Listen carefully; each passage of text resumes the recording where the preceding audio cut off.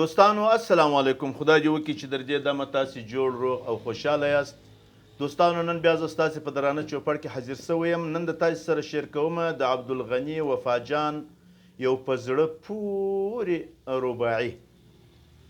دوستانو چې عنوان یې دی د بل په ګټه، دا د دې رباعي عنوان دی.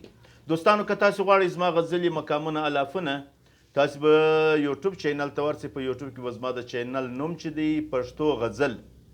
نو دوستانو بیا به زما چینل در سره سبسکرایب کړئ او پر ګنټې باندې به د کلیک نشان ورلره ورکړئ. د چا سر د چا سامان د بل په ګټه،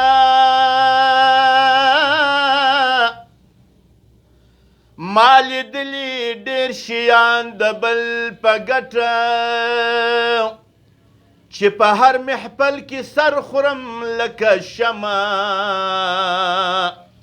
ما ته ګوري یم افغان د بل په ګټه. ښایسته یار مې د بل وطن څراغ دی، د یار زیب او زه نخدان د بل په ګټه، د پاریس د پیغلو غاړو کې ځلا کړي، زموږ لال د بدخشان د بل په ګټه. په پردي ملکو کې ورک وي مزدوري کړي، د دې ملک ښکلي ځوانان د بل په ګټه، دغه یو تاریخ لرو په دغه ویاړو، خدای مکړې شهیدان د بل په ګټه. ما خوارۍ او تکلیفونه پر ځان تېر کړه، عاقبت سری ګریوان د بل په ګټه، زما ژوند لکه دروږ چې وي و بل ته، هم می مرګ هم می زندان د بل په ګټه.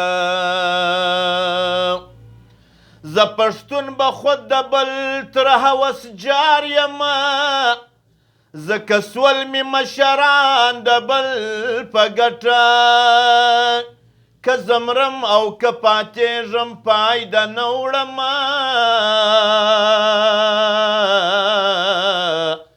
هم می نفع هم تاوان د بل په ګټه، هم د بل د پاره سوځو هم ژړېږو، هم مو هم مو پغان د بل په ګټه، چې کلونه یې په زړه کې پرېښوشي کړل، ای د وفا غریب ارمان د بل په ګټه. ای غني وفا ته هم ګډ بل چاته، په ښکاره دی ستا بیان د بل په ګټه، ای غني وفا ته هم ګډ بل چاته، په ښکاره دی ستا بیان د بل په ګټه.